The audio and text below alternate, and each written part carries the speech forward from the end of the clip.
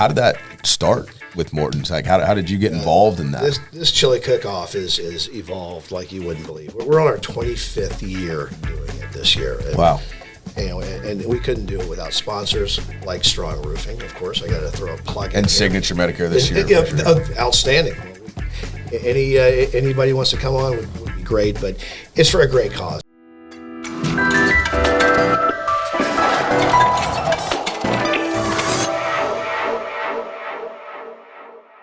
Well, hey, we are back with another episode of Sarasota Speaks, episode number 91. As always, my name is Brad Hannon. Trey Martell. Felipe Colon. And we've got an amazing guest. You've for sure heard, like, sometimes we're like, we don't know if you've heard of this person, but you need to hear of them. You've for sure heard of Morton's Gourmet Market, and we've got Todd Morton on the show today. What's going on, Todd? Hey, you know what? Everything's great. Thanks for having me. I've really been looking forward to this. It was cool to see your name come across, and I was asking Trey actually before the show how you got on. Apparently Morgan cornered you in cask and ale. I was in cask and ale, and I couldn't. She wasn't going to take no for an answer. I love it. Absolutely. So yeah, I'm like, she put me on the spot. I'm like, of course I will. I'd certainly, this first podcast I've ever done, and again, happy to be here. Honored. This is how we get most of our guests. We corner them at cask and ale or a bar somewhere, and we force them to come on. Wait for a couple drinks to be sucked down. Well, that was a lot of the impetus of the idea was like we figured out we're having these amazing conversations with entrepreneurs and community leaders like you in bars and restaurants and coffee shops, and we said, some other people might want to hear this. So. Good. I also remember that being the impetus. He's having a conversation at the bars. He's having at the restaurants. And I'm having at the coffee shop. Yeah. But listen, we want to get into Morton's Market and the staple that it is in the community. But I got to go to the backstory. We never do this, right? Mm-hmm. We normally talk about like current, but sure. How do you start a gourmet market? Like what drove you to do that? You know what? I can't take credit for it. I really can't. Okay. I feel like I'm standing on the shoulders of giants on this one. My grandfather, pretty rich history. After World War II, he worked for Nabisco, and he was a Nabisco salesman. He never called it Nabisco. It was always the National Biscuit Company. So I'm like, National Biscuit? Nabisco. But that's what he called it all the time. So his territory was like from Jacksonville to Boca Grande back then. He'd even go down to Boca Grande and take the train across back in the day. Oh, that's how long ago it was. So around, I'd say probably 51 or so, he had befriended the owner of Marable's Market, which was our predecessor in the same spot that we're in right now. So the story behind on why our family back then moved from Tampa to here was that he has 3 sons, my dad, who I'm partners with right now, and 2 younger brothers, Denny and Kenny. Kenny has cerebral palsy, still alive, 74 years old, going strong. But back then, when they realized that Kenny needed somewhere to be educated and help with his development, there were really only 2 places in the country at the time to help out with something like that. One was here. The other one was I think Dallas or wherever. So they were going to move to Dallas, and Mr. Marable, he was mayor of the town, whole deal, had the first full service grocery store in town. Said, hey, why don't you work for me? I'll make you the GM of this place. My kids don't want to do Same location? Same location. Wow. So that's where the first full yes. whatever you call it, full service grocery store? Absolutely. Wow. So he went to work for Mr. Marable and worked for him as GM for 17 years up until 1969. That was the year I was born. And my dad graduated college that same year as well, too. And offered to sell it to him, knowing that, again, his kids didn't want to be part of the grocery business, and probably a wise decision at some point. But so my dad and grandfather owned the place until 1997 or so. Wow. And then had an offer to sell the place. Someone wanted to come in and buy it. It was a company called Epicurean Life at the time, and at that point I'd been going through college and really didn't want any part of it. At FSU. At FSU, of course. Go Noles. Gotta get that. Thank you for the plug, of course. So I had traveled around a bit. I'd worked for a restaurant company up in Chicago and gotten transferred around a few times. And at some point during that time, I'd met my wife. We had traveled around and gotten transferred, and she got sick of getting transferred. I know I did too, and we were having our first child, and we were in Memphis, Tennessee at the time, and told her, I said, we are not going to have Shelby, Tennessee on my firstborn's birth certificate. We're moving back home, and it was certainly a gamble, and our family still didn't own the business at the time. Wow. The other company did, and I said, hey, I have the experience to at least help out with the food service end of the business, and they hired me, and I worked for them for probably about 8 years, and they were done with the business at that time, and gave an offer to me and my dad to buy it. Wow. So what year was this? That was 2007. Now, was it named Morton's all the time? They kept the name. Okay. They Cool. changed it from Morton's Market to Morton's Gourmet Market, and that was somewhat of a departure, because up until they did that, it was really just, when I say a regular grocery store, it was a specialty store. Don't get me wrong, but it wasn't at that point. It wasn't boiled down to the prepared foods and Right. just the specialty items. I mean, we do the normal stuff every once in a while. We're certainly not as competitive as a Publix or somebody else on that, but we went into the specialty business, not just with the food, but with the service as well too, the catering component as well. So it's been a great, almost 18 years of us having it back. Wow. That's a crazy story. Yeah, and I knew really there is. had to be some history there. I did not know that was where the first full-service grocery store So was. now, it's me and my wife, Kristen, and I've had all our kids work for us. One still does right now, and he's doing a great job. So really, we're a fourth-generation business. That's awesome. Cool story. Yeah. That's awesome. Well, when you look at that story, and you probably, maybe there's somebody out there listening that, had a small market back in their hometown or whatever, and then the Publix and the Winn-Dixies, the Sweet, whatever companies, have come in, the grocery stores have come in, and they didn't pivot, and they weren't as fortunate to have four generations, you know what I mean? So I think there's the flip side of the coin there is like the pivot that you guys made to the specialty foods and the gourmet market is what's given the longevity in a lot of ways. It has, and that's really what set us apart, and you talk about pivot, the best thing about our business is that it is independently owned, and if we want to change tomorrow, we can change tomorrow. Nimble, right? But I think also integral to the business is the neighborhood, right? I mean, you guys have a true feel like a neighborhood market. Mm-hmm. On that point, if you take a look at these listings on MLS for homes being sold around that area, I come across them and it says walking distance to Morton's Market. I never get sick of that. I mean, it sends a chill down my spine. Yeah. So certainly grateful for that. So we know that that we're an attraction over there, and it's certainly a great amenity for those who live close. But for anybody who's been to that, what do they call it, Southside Village? Correct. That area, I mean, you guys are really the anchor. We like to think so. Absolutely. I would think, if you go to every great city or great town, there's always a square or an anchor or somewhere where everybody knows where it is. And it's always a convenient place to meet, where everything else kind of irradiates out from there. We have people that come in and they shop every day. We have one we have one lady named Kay. We call her Everyday Kay. She's in every day. Kay. And there's That's many. great. There's Hope many. Everyday Kay sees Everyday this. Kay. I hope so too. I'll make sure she does. But it's a very convivial place. People come in just to grab a cup of coffee and talk to their friends. We used to call it a happy hour without the alcohol. However, we can pour a glass of wine for you while you're shopping if you like. Go. Yeah. So, at what point did the catering did that come into play? Was that the same time that you switched the name to Gourmet, or was that later? That's a great story, and I'm glad you brought that Okay. up. So, the Walinda family, Of course. around town. So, like back in We had Nick on as well. Did you really? Yeah. Well, back in I want to say 1978.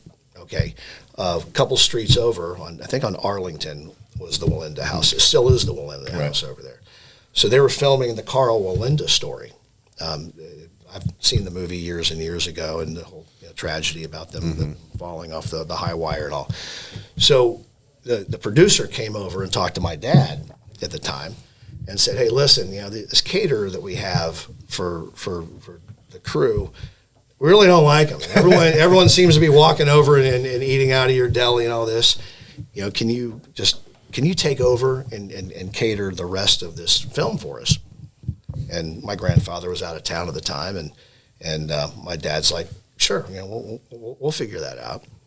And grandfather came back in town, and my dad's like, hey, Dad, guess what? We're in the catering business now. So that was our first catering gig. Wow. Yeah. Your first catering gig was a Hollywood movie gig. It was a Hollywood movie. There you go. So how many people could say that? Yeah. And did you have plans to expand it from there? It just worked out. So It just worked out. I mean, back in the old building, we had somewhat of a kitchen back there, but then we ended up adding on a smoke house and being able to do a little bit more. How often do you guys cater? Every day. Every day? Every day, and it depends what your definition of catering is. We do full service catering. A lot of it is your pickup and drop off for office parties and smaller. What we excel at, I think, are the medium sized parties, your house parties, and somewhat smaller events. I mean, we've done the bigger hundreds of people, but I think we excel at the more intimate. I feel a little bit ashamed because we cater lunch, lunch or breakfast. We probably once, twice a month. Yeah. Well, you can buy from the guest in. Never thought about Mortons. But to be honest with you, it's because You're going to get a phone call this week. Well, those houses that are within walking distance. Right. I don't live in one of those. So I didn't know the catering thing was going on. We have 7 vans on the road, so we can get it. I mean, perfect. They're not even really vans. These are box trucks. Yeah. I mean, they're huge black box trucks Right. with the letters on them. Right. They literally back a truck up to your house, and they're always well staffed. I mean, every event I've ever been to with Morton's Catering has been, you guys look like the catering company in town. Not to hold anything against any of our other guests, but No, of course not. I mean, you have a bunch of other people out there that do a great job with Definitely. certainly these larger weddings and big functions. We have our niche and we stick with it. What kind of food options do you have with the catering?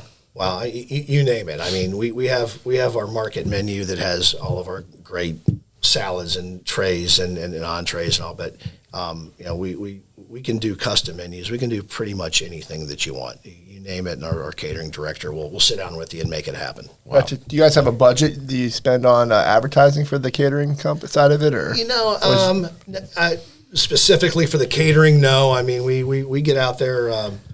We do your typical marketing with your glossy magazines and things like that, but obviously the way of the world now is with social. Yep. what would you say the bulk of your catering gigs are? I mean, because obviously you don't have a venue the way other caterers do, so you're coming to the clients.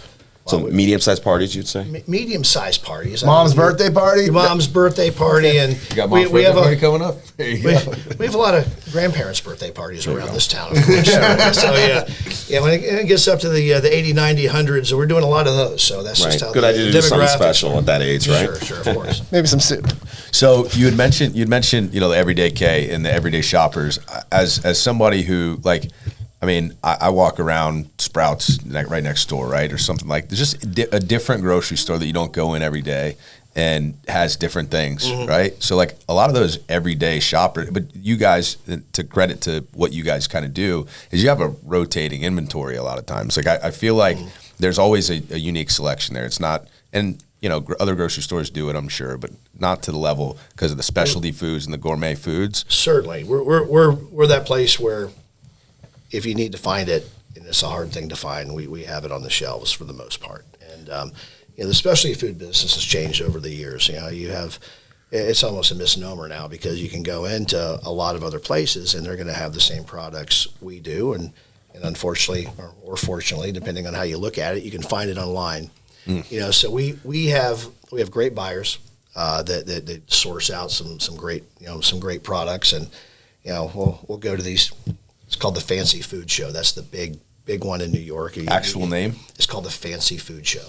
It's at the Javits Center up in New York City. We try to get up there every other year or so and find some great new products. And so we may have them for about 6 months until other people figure it out. And we're like, damn it, we'll have to go back and start all over again. Yeah. But no, we source some great things from boutique places all over the U.S. and get them shipped in. And that's kind of what I was getting at is at what point with the way that the business evolved, did you guys was it, hey, we're going to shift the model to a gourmet market with specialty foods and have it really chef-driven, chef-inspired, and somebody for, your avatar, if you will, is probably somebody who loves to cook, has a little culinary experience, maybe doesn't have a restaurant, but you know, likes to spend some time in the kitchen. We cater to those people, you know, the ones that really are the gourmets that want to do something nice in their own kitchen. The bulk of our business are for the people that don't have time to, can't, or won't cook. You know, so you know how people are working so hard, and I even, you know, I get off work and I'll come home and I'll be like, why didn't I get something at the store? You know, so there are people that the people that we cater to are the ones like, okay, time to go get something good. We know this is going to be made in-house, local place, and the prepared foods are really what set us apart from other people. Yeah, my dad lives off of Hyde Park Street, so he walks over, and I always see the credit card statement. He goes there for the grab and go food, right? Terrific. Yeah, on the flip side, some people are working so hard and, you know, coming home with the kids from ballet or karate or dance or whatever, and they grab the Mortons prepared. They do. And they're retiring so hard that they just, they're retiring, you know, so hard. Like, I don't want to cook. You know, they're retiring so hard. But no, I mean, we have this, you know, we certainly have the stigma of being expensive, and we are. I mean, there's certain things that we don't have the purchasing power on to, you know, to make it as, you know, economical as other places. But if you go in there and you want something, there's a lot of great deals in there, and I could sit here all day and name them, but you go to our meat department, and we have things that there's the half and half too. There's people that still want to cook but don't have time to do everything. We have our meat department is great, where you can just come in and get some stuffed chops or some salmon with some nice butter and just pop it in the oven and say, hey, I cooked. Right. You know, but you really that's the people I was talking about with the culinary. Yes. You know, that's how when I pull something like that out of the oven, and I'm like, man, look how good I did. You know, if it's even if it's pre-seasoned, you know, the directions were there, marinated. Just makes you feel better. We have a lot of great products like that. Our bakery's terrific. I'm glad you brought up the expense and some of the perceptions about that. A lot of people wouldn't, so kudos to you for that. But I think something important to remember is, you know, people don't, when they go to an expensive restaurant, the restaurant doesn't apologize for being fine dining. I mean, that's what they are. Right. I mean, you shouldn't have to apologize for being a gourmet grocery store where you're curating products that you just can't get anywhere else. And yeah, because of that, it's going to be a little bit more expensive. Well, but nobody told you to go buy toilet paper there. You're exactly right. If you're on a budget, you do, thank you, but you don't need to go do. If you're on a budget, if you want to walk over there from your house, that's cool. That's right. You know, one-stop shopping. That's right. Yeah. Well, yeah. Good point on that. Absolutely. You pay for convenience too. You pay for convenience. I tell my staff too. I'm like, listen, you want me to apologize for price? I'll do that all day long. Don't make me apologize for bad quality and bad service. If we pull those two things off, it's worth it 100%. Right. On the note of the cooking and the prepared foods and all this stuff, you guys do put so many great things out there. Do you ever offer any like cooking classes, like in any sort of like fun things like that? We do every once in a while. I mean, it just depends on the time of the year. We'll do a First Friday wine tasting. Okay. We try not to do it during the busy times because this parking lot, which we may get to later, is just enter at your own risk. Parking lot needs to be extended for sure. I wish that we would be able to do that. I don't think the neighbors would like it too much. No. But no, we'll do some cooking classes every once in a while. But more the monthly wine tastings. It's a great deal too. I mean, we charge you, what is it? $20 or so, and if you buy that amount in wine that night, you're going to get it back. Yeah, and we give you the money back if you're just going to come in there and buy wine. It makes that event centric towards those who are actually there to taste the wine and to buy something nice and to source something nice. So, you know, we want to. It's not just a sampling frenzy. So how does it work? Right. You get it back if you buy a certain amount of wine, or do you run specials on the wine that you're tasting, or like what's Both. Oh wow! Okay. Yeah, so we'll you'll get you just buy a certain amount of wine. You're getting your entry fee back, and we'll also do case discounts as well. That's awesome. Hey, we're having a great time here getting to know Todd in Morton's Gourmet Market. If you want to get to know Todd a little bit further, stay tuned for rapid fire questions fueled by food and beer. I'm Todd Morton. I'm the owner and president of Morton's Gourmet Market and Morton's Siesta Market. Okay, rapid fire. 10 random questions. 10 specific answers. Nothing off limits. This is Rapid Fire, fueled by food and beer.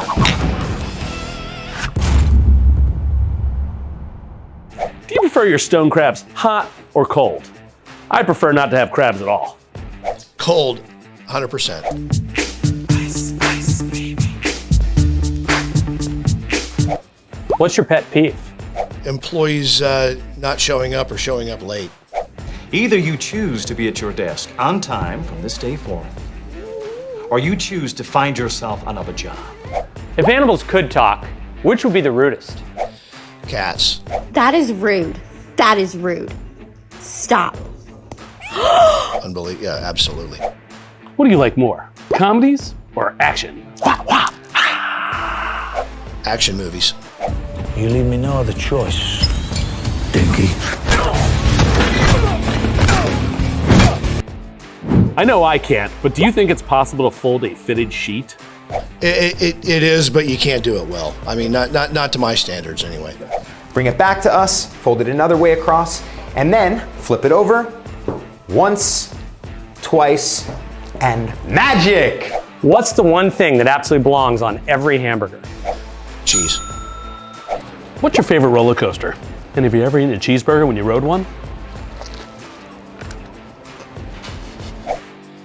My favorite is Cheetah Hunt at Busch Gardens. My least favorite would be the Hulk at Universal. Do you have any deal breakers? I'd say probably halitosis. Bad breath. Oh my God, Dad! Tina, your breath, it's horrible. We all know the answer to this, but do you think Die Hard is a Christmas movie? Absolutely. Greatest Christmas story ever told. I got some bad news for you, Dwayne. Hans, Bobby. Eat it, Harvey! After, of course, eating food and beer, where's the first place you would take visitors in Sarasota besides the beach? Morton's Gourmet Market. Oh, okay, I see what you did there.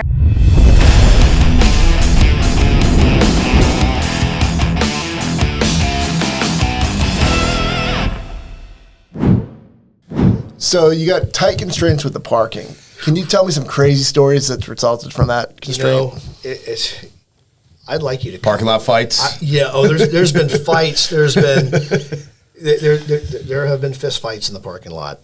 And you go there during lunch. I'm not trying to shoo anybody away. Please come during lunch. But enter at your own risk. Like I said, we've had people crash through the wall in the back. We've had people crash into tables. All the way through the wall, like the Kool-Aid man? Like the Kool-Aid man, car going through the wall. No way. Over the fence, the mixing up the brake and accelerator. We've had that quite a bit. Crashing into the concrete tables while people were sitting at them. Thank God no one was hurt. Oh my God. That's why those tables my are insurance concrete. carriers are very thankful that hasn't happened as well, too. The beautiful thing is there's parking all the way down Hillview, so just find somewhere to park and walk. You would think it'd be that easy, but it's worth it. So come fight for Absolutely. a space. It's totally worth it, man. Or you take a bike or walk. I mean, There you go. Yeah, it's What a about neighborhood place. what about like parking lot patrol? You got somebody out there now or what? I know. I mean, you got enough signs, of course, but We do. We have a parking lot guy named John who either love him or hate him. You hate him if you're trying to park and go somewhere else, but if he's saving a spot for you to make sure you can come in and park, you love him. yeah, But, no doubt, no absolutely. doubt. I remember. I was telling you before the show. I used to valet that parking lot. I know how crazy it gets. So, and you guys insane. do. You guys do well there. At least you're turning them over. Hopefully it's just a bunch of people like Trey's dad grab and go food, so they're getting the parking spot and they're getting out of there pretty quickly. The biggest tip is to park in between the lines. Please park in between the lines. Yeah. I think the spots are like maybe about 6 inches too small for most cars, and Squeeze one extra spot on the they're end great. out of They're it. great for the golf carts that are around, right? Yeah. So- Well, at least there's plenty of golf. I'm surprised carts. there aren't more in that neighborhood. You would think. I feel like a lot of equivalent neighborhoods in other places. Oh, there's- golf cart Oh, thing's dude, exploded. there's There's ton. there's There's quite a a ton. bit. I mean, Southside School down the street where I went. In the mornings, school drop off, school pickup, dude. It's all golf carts now. I don't blame them either. Mom figured out she could skip the line. right? Absolutely. Well, listen, we would be remiss if we didn't bring up one of the most fun things you guys do when you take up all the parking and all of the streets for the Firefighter Chili Cookoff. Oh. And I didn't catch it on the pre-show, but how did that start with Mortons? Like, how did you get involved in that? This Chili Cookoff is evolved like you wouldn't believe. We're on our 25th year doing it this year. And, Wow. and we couldn't do it without sponsors like Strong Roofing. Of course, I got to throw a plug in. And here. Signature Medicare this year. Outstanding. Well, anybody wants to come on would be great, but it's for a great cause. It benefits the Sarasota Firefighter Benevolent Fund, and they're really some unsung heroes. We know what these guys and girls do for us in the community, on the streets, and keeping us safe.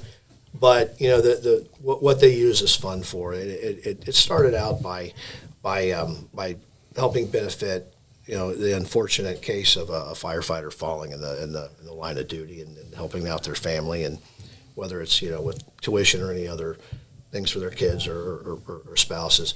So that's how it started. We started this off in our side parking lot when maybe 90 people showed up. And now you know what it is. Yeah. We closed down 2 blocks. We have about 3,000 people show up, and it's. People ask me, "How can I enter the firefighter Chili Cookoff?" But no, you can't. It's purely just for the firefighters. We have the firehouses compete against each other, and you've seen these guys and girls. They're very competitive. They have a lot of fun, and really, to me, it's the best event in town. It's my favorite day of the year. It's a great time, and I attended it before I was a sponsor a few times. You want to give us stories about how how they're able to get their spot for their yeah. So the veterans of this, if you will, that know the great spot to have, they will show up sometimes at 3 or 4 in the morning and just set up beach chairs and just wait for the rental company to show up and say, "This is my spot." The firefighter teams. The firefighter teams will, yes, absolutely. That's great. So location matters. Absolutely, location. My cousin's a firefighter. He actually won it last year. I think it was either last year or the year before. What firehouse is he? He's at. Put me on the spot. I think it's 7. Okay. Station 7. But he had the idea to do this whole chili in a commercial kitchen. I don't remember whose kitchen they used, but they used a commercial kitchen. So they did. And I'm like, dude, let me get the recipe for that. He goes, dude, I'll send you. He said, no, I'll give you the recipe, but it's like for 30 gallons of chili, and you got to break it down into. So you have 15 or 16 teams doing 30 gallons. So it's not just the taste of the chili, right? They're used to have a theme for the station, and they got the. We've had pirate ships. We've had igloos built. We've had all. These guys are. They go all out. There's 2 separate awards though, right? One for the presentation, and another. I think there was a haunted house last year. So we'll have your first, second, third, People's Choice, and there you go. And best booth. And is it Sarasota County only, or do you include Manatee as well? Or no, we Southern Manatee is coming. Nokomis did it, didn't they? Nokomis has done it. Boca Grande has done it. Oh wow!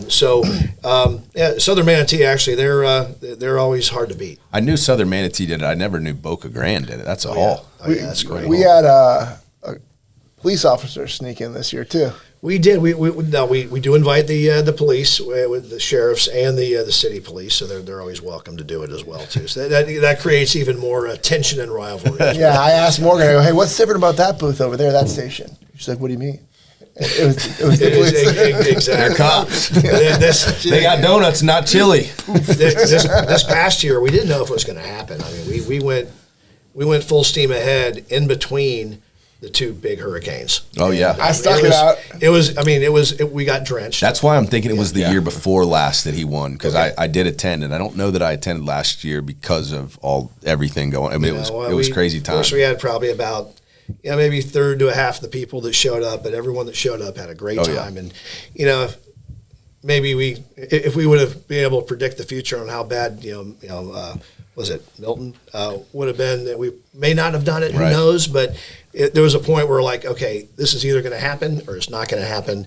And we didn't want to, it's tradition. And we wanted to make sure that we had that part. When is the event? Well, we always usually have it in mid to late October. Okay. And traditionally what we've done is we wait till the Bucks schedule comes out to make sure we're not competing with a home Bucks game. Smart. This year I think we're probably gonna get a jump on it, and hell or high water depending on what the firefighter shifts are, because that really matters a lot. More than actually a Bucks game. Yeah. So we're gonna probably get the date earlier this year than what we. So what we need to do then is get the person that's over the benevolent fund to come on too and talk about this for sure, because that would be. You know what? I think Ryan Jakonski and Jay Riley would be a couple great guests for you. I agree. Yeah. I agree. And what they do is so awesome. I want to know how much money has been raised through the event over the years. I mean, do you have a ballpark? Do you have an idea? Because I know it's got. I really don't. I wouldn't want to go on record saying that. I mean, every year is we don't fact check a little different, but throw a little spice on it. It's getting harder and harder. I'll be quite honest. And the way that we're able to do this now is with the sponsors, because Beer Costco, we get most of our donations from the beer sales there during the event and sponsorships. But the cost of putting on an event and closing streets down and getting, barricades or whatever all the ancillary things are, the cost keeps going up. Yeah. So that the margin's getting thinner and thinner. And how does the beer sales work? I'm just curious. I want to give credit to where it's due here. Well, I'll give credit to my good friends over at Gold Coast. There you go. They do a terrific job. If you can, you can get Andrea and. We had Andrea on the podcast already too. Oh, she's we've named a few. Yeah, she's the best. John's great. I mean, they've been great supporters of us almost from the beginning. Very cool. Yeah, she's helped us out too with the annual party we've done and stuff. So they're right? Awesome. And I'm curious. It's 3 blocks now, right? When is it going to be 5 blocks? Because if you're letting police in now, and we're letting Boca Grande in, we're letting Sarasota County and it could really blow up. We've talked a few times, and it usually gets squashed right away as far as moving the event and doing it somewhere in a bigger venue. But it's such a neighborhood event. I like it where it's at. I want to squash it too. Squash that idea. Someone brings it up almost every year, like, it just doesn't well, happen. there's that, and then there's also there's other chili cook-offs. There's maybe 1 or 2 other chili cook-offs that when I hear I'm going to chili cook-off, I'm like, wait, what, chili cook-off? And they're like, yeah, it's this one. And I'm like, oh, that's not the chili cook-off. No, it doesn't even count. It's not even the same. Yeah, hey, listen, I mean, a chili cook-off in it, on its own isn't the most original idea, but the way that we formatted it, I think is. It's a very 100%. special event. What's original about it is not only, the location, and first of all, it's not easy to get a permit to close down city streets. Right. It is a real pain from what I understand. It's a process. You have to have a process. All the business owners around that area, even though a lot of them are closed we always do it on a Sunday. Mm-hmm. Even though it's on a Sunday and they may be closed, they may not want the mess or whatever. I think we do a good job of making sure the next morning it doesn't look like anything. No, you guys keep it civil, and then also I'm sure it's not everybody would be allowed to put up that huge American flag from the top of a fire ladder. It's great to be friends with firefighters, and they have the resources to do that. You know what business is not closed on Sunday when the fire chili cook-off is going on is your business. That's a gut check too, because you don't want to prevent those people coming in just wanting some steaks or whatever. There's a lot of traffic in there. They'll be like, "What the hell? I just want to get in here and get a steak." I'm like, "I got you. I'm going to take care of you." Yeah. So you have to navigate that a little bit too. Yeah. So, well, listen, it's a great event. I think anybody that's been would agree, and it's one of the staples in our community for sure. And if you want to sponsor, where do they go? Yeah. They go. They can get a hold of me at the market. Jay Riley pretty much heads up all the sponsorships, and we'll get you his information as well too. So is this a year-round thing that you guys are working on that? We take a few months off, and then we gear up again. I mean, we're already talking about it. Of course, It's like that. It's every year. It's like planning a big wedding, and then it's just it all just comes cascades into that, and then we take a break and start over again. Well, listen, I love it, and we're talking about the community and all of the the great things that has happened here, and that's obviously one of them. And it's been 25 years, which is incredible. You've been here a lot longer than 25 years, both your business and yourself. Where's your favorite spots around town outside of Morton's? Favorite restaurant, favorite place to visit? People ask me that all the time. They'll come in from out of town, or hey, what new restaurant? Where would you go? I'm a creature of habit, and as much as I work, I have my route that I go.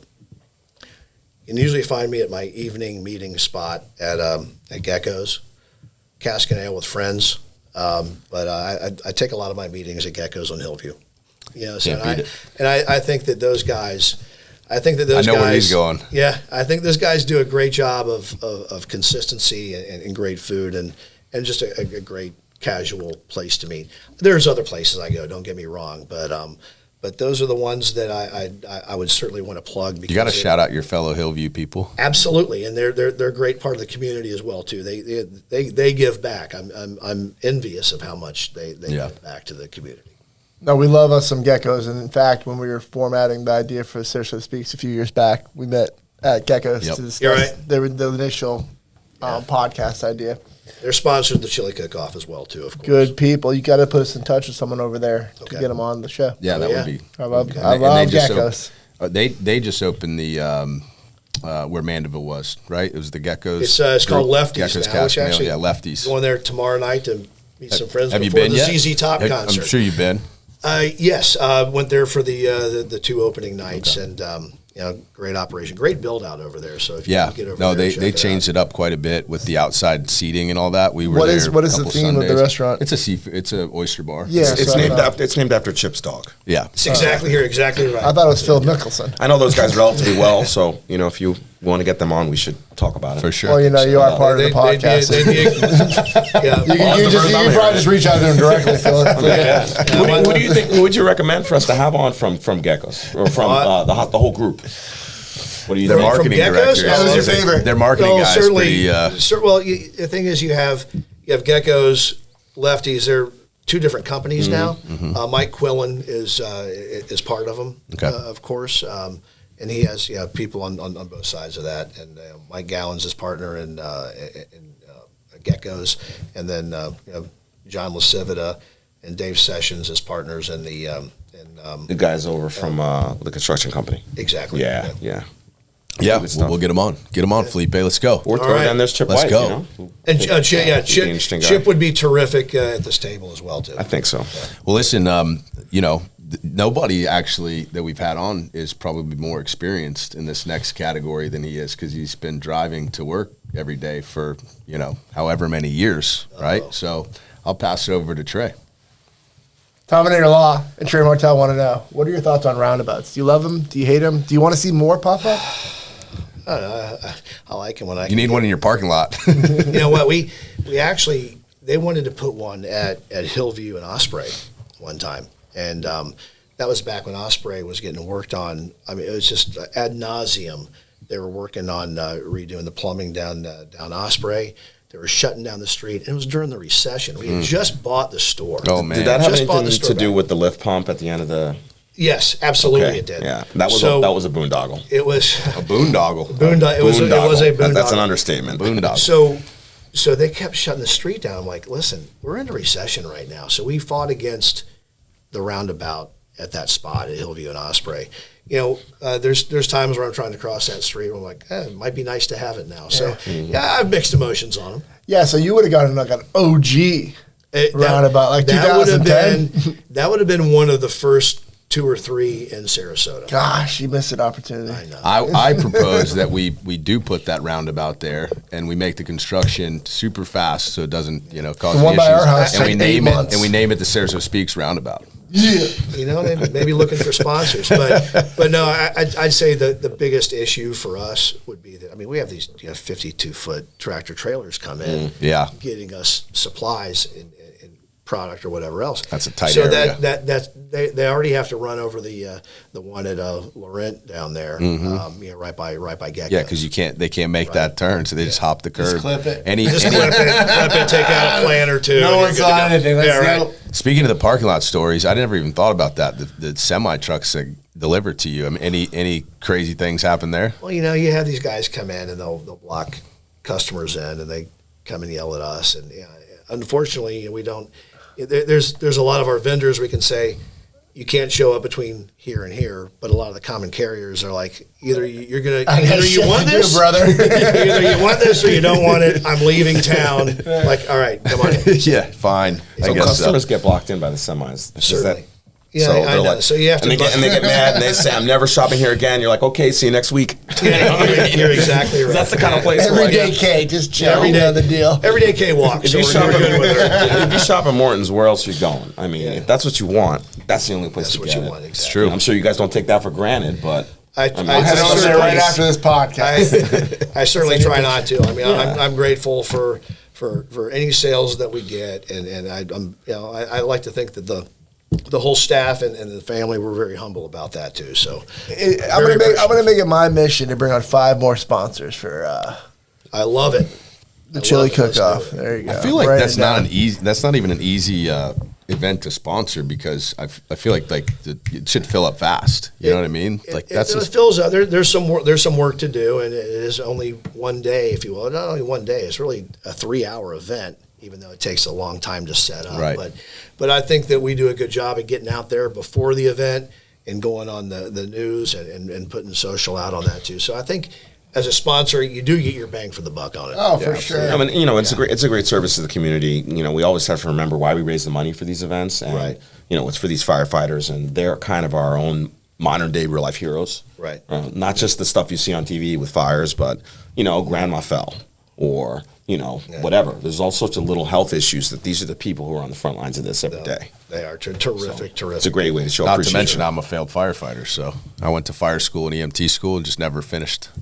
Never finished. So failed firefighter. I got a few theories. So I got a lot of friends. I got a lot of friends, a lot of family in the fire department. I got a few friends that also started and didn't finish. Listen, it's not for everybody. When I say didn't finish, they weren't hiring back when I was out of school. So it was just the hiring freeze was on for a long time. Yeah. But anyways, I'm going to pass it over to Felipe to wrap us up. We didn't talk about one thing we talked about in the pre-show, which is the Culinary Education Fund. Okay. Speaking of community. So you want to talk a little bit about that and what that means to not only you, but how you guys think you can impact the rest of the Sarasota community and that industry? Certainly. So the Morton Culinary Education Fund we set up back in 2010, and that's getting run through the Sarasota Community Foundation. And so there's events that we'll do that the money will go towards that, certainly private donations. And the money specifically goes towards, there's a few awards a year, I believe now, depending on how much money is in the account. But graduating Sarasota County seniors from high school that are looking to go into the culinary business, culinary school, hospitality school, and so they'll get some tuition money for that. Get some cheddar. Yeah, absolutely. So we've had we've given out quite a few scholarships on that. I love that because we're having increasingly more nonprofits on the podcast, and we really like to highlight the ones that are doing things where the money that's raised here stays here. Right. That's difficult to do. People come to Sarasota to raise money for all sorts of causes, and then they send that to New York or Atlanta, and then it gets doled out. What you're doing is your boots on the ground. Sure. Well, yeah, in this industry too, there's some people just fall into this industry, and this is how they make it to the culinary business. But we certainly need more people that are taking it seriously as a vocation, that start out, get the schooling, become that professional, and add to the collective here on it. Certainly here in town. I mean, a lot of people move away and do what they do, which is fine too. It's great to keep them in town to help us out. Heck yeah, we need our first Michelin star, right? We do, absolutely. Coming soon. We've talked about that on a separate podcast. Michelin star, that would be something. Coming one day. That would be nice. Very cool. So we always end the podcast the same way. You've been on Sarasota SpeaX. You see what we do here. Thank you, by the way. We enjoyed it. Hope you did too. Who do you know who we may not know, who Sarasota needs to know? Who can you recommend we invite on Sarasota SpeaX? Wow, that's wow. I may have to give some more thought to that. I'll go back to the ones that you may know, and I know you guys may not know Jay Riley, but we our nickname for him is the mayor. He's the guy's he's on the planning board now, but he just knows a lot of people and is really wired into this town and can give you some great stories as well too.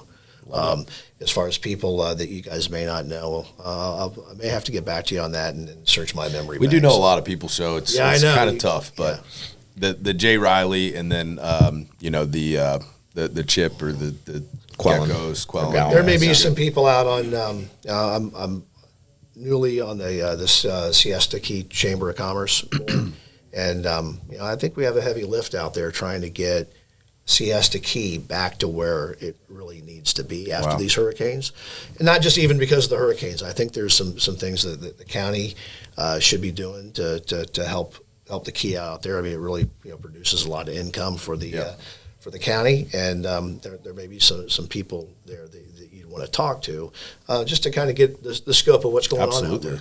Yeah, sure. That's a good lead. Thank you so much for that, and thanks for coming on. Thanks for sharing everything about the history and all, and it's been fun. This flew by. Thank you, guys. Yeah, go Noles. Go Noles. All right. Thanks so much. Thank you, man. Appreciate it, man. Always great seeing you.